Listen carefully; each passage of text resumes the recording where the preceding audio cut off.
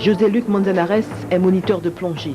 Mais au-delà des baptêmes et des explorations avec ses clients, José a un autre regard au fond de l'eau, un regard de photographe. Depuis une dizaine d'années maintenant, il multiplie les clichés d'animaux sous-marins, mais aussi les photos de composition. Ça se passe à Gosier, en Grande Terre. Voici du bleu plein les yeux.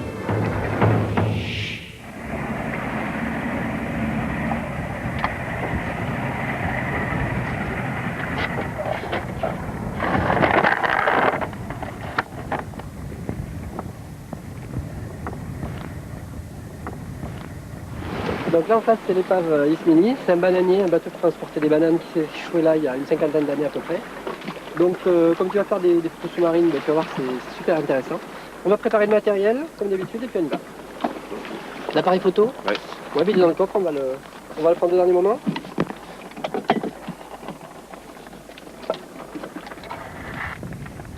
Actuellement je suis quand même plus plongeur, plus moniteur de plongée. Mais bon, toujours photographe dans l'âme. La photo au départ c'était un métier. Mais c'est toujours une passion, et la plongée c'est un métier passion aussi.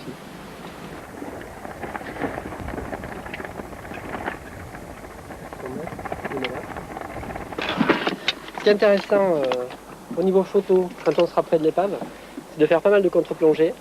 Parce que tu as le vert bleu de l'eau, et si tu regardes comme ça, un petit peu en hauteur, tu peux avoir toutes les teintes orangées couleur rouille de l'épave. Donc comme ça sur ta photo tu auras un mélange un petit peu des deux. Et si tu arrives à approcher des bancs de poissons, tu vas voir c'est super sympa.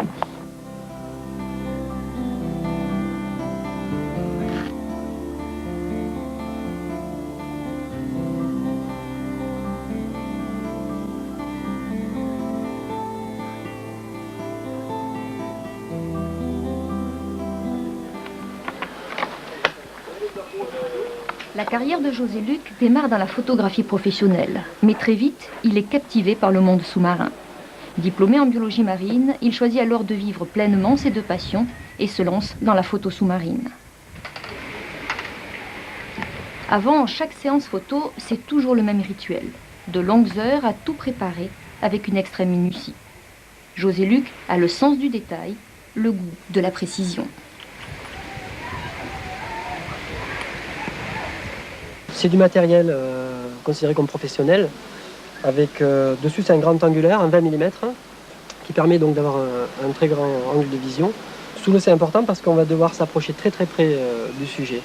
Étant donné que le flash a une portée très réduite dans l'eau, donc forcément il faut être près du sujet et avoir un très grand angle. Et bon, forcément aussi il faut avoir de la bonne qualité, sinon à la fin on n'aura pas un bon résultat, quoi.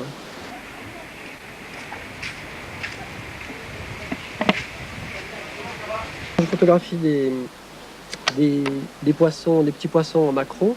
Je suis obligé de bien me couvrir pour ne pas avoir froid, parce que je vais peut-être rester 45 minutes au bord d'une patate de corail, à attendre que les poissons m'aient oublié.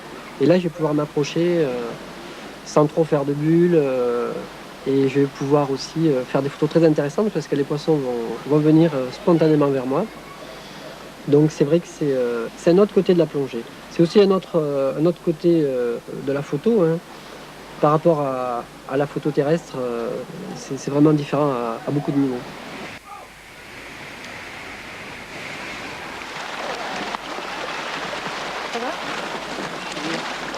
Ce matin, sa femme, Vali, est venue le rejoindre.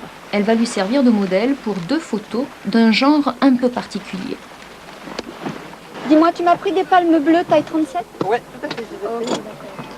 J'ai pris... Pour savoir si on n'a rien oublié. Ouais. On va où alors? On va près du Gosier, sur la barrière de corail, hein, ça va être l'idéal ce matin. Donc vite fait, moi j'ai pris mes lunettes, la stab rouge, une nuisette, baby jaune, détendeur jaune, stab noir, okay. Et puis un masque. Donc l'appareil photo sous-marin c'est prêt, c'est bon. Ok, bon mais c'est parfait, on a le carburant, on a tout ce qu'il faut. C'est parti.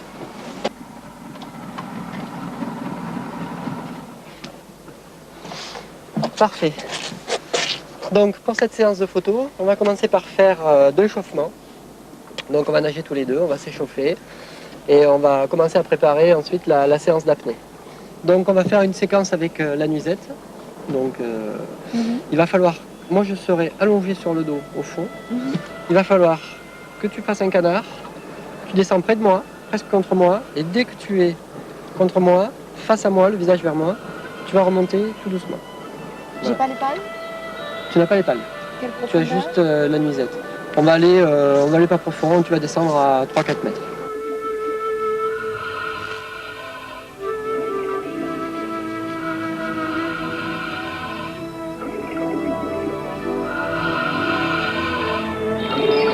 Pour la deuxième prise de vue, son modèle doit se transformer en téléspectateur sous-marin. Une image surréaliste où le photographe va tourner à son avantage les contraintes du milieu. On est en 3 dimensions. Sur Terre, en général, quand on photographie, ça a quand même tendance à être en 2 dimensions. Là, c'est vrai que quand on est dans l'eau, on peut facilement photographier un sujet qui est au-dessus, qui est au-dessous. On peut se mettre la tête en bas pour photographier sous des coraux, par exemple. Souvent, on va se positionner les pieds en haut, la tête en bas. Et donc, c'est vrai que cet effet, en plus, d'apesanteur, le fait de pouvoir évoluer en 3 dimensions, ça rapporte encore quelque chose de très différent à la photo terrestre.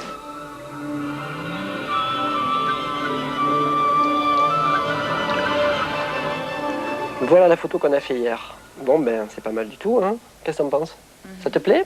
Vert, bleu, turquoise derrière, c'est très sympa. C'est bon? Ouais, je pense que c'est bon. Attends, je vais la caler. Pas trop haute. Parmi plusieurs clichés, il y a celui qui fait la différence, celui que José Luc espérait, celui qu'il avait imaginé bien avant la prise de vue. C'est surtout le côté ludique, parce que bon, ça demande une grosse organisation, beaucoup d'essais. Au niveau de la communication, c'est pas évident, ça n'a rien à voir avec la photo terrestre. Donc tout ça, c'est vrai que c'est une préparation qui est très intéressante. Et le résultat se voit aussi quoi, sur le papier ou sur l'écran, dans ce cas-là. Ce qui est intéressant aussi, beaucoup de photographes sous-marins ont tendance à photographier des poissons que l'environnement. Et moi, ce qui me paraît intéressant, c'est de rajouter le facteur humain à travers des mises en scène pour sensibiliser un petit peu les gens à l'environnement. Ok, donc ça rappelle un petit peu la position comme un ange. Avec l'objectif, ça t'allonge les bras comme ça, mais c'est très bien. Ouais. Ça te plaît? Ouais, beaucoup. Donc là, sans le flash, ça fait vraiment un effet de contre-jour. Ah, t'avais pas mis le flash là? Non, pour ça, là, volontairement. On a eu la chance qu'il y ait un petit nuage clair qui t'entoure. Ouais. À ce moment-là, ça fait ressortir... En quelques années de carrière, les photos de José Luc se sont fait une place dans des publications spécialisées de renom. Des revues qu'il garde précieusement, page ouverte sur son cliché. Une satisfaction, une reconnaissance du travail effectué. Une photo réussie, c'est une photo qui va être simple déjà et qui va avoir un impact. Et c'est une photo qui va rester dans notre mémoire pendant plusieurs années et qu'on reverra toujours avec plaisir.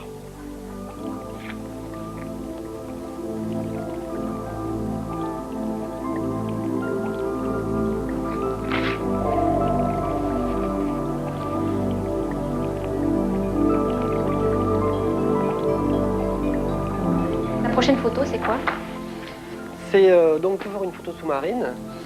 C'est un projet d'affiche donc par rapport à la protection des cétacés, des mammifères marins dans la Caraïbe.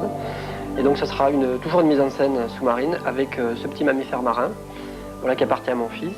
Parce que c'est vrai que j'aimerais qu'il ait la chance lui aussi, quand il sera plus grand, de voir encore des dauphins et des baleines qui passent au large de nos côtes.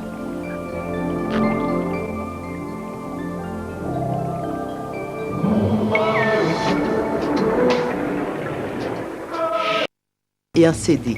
Si vous aussi, vous vous sentez l'envie d'avoir du bleu plein les yeux, voici Photographier sous l'eau, un ouvrage de référence écrit par un collectif des meilleurs photographes sous-marins français.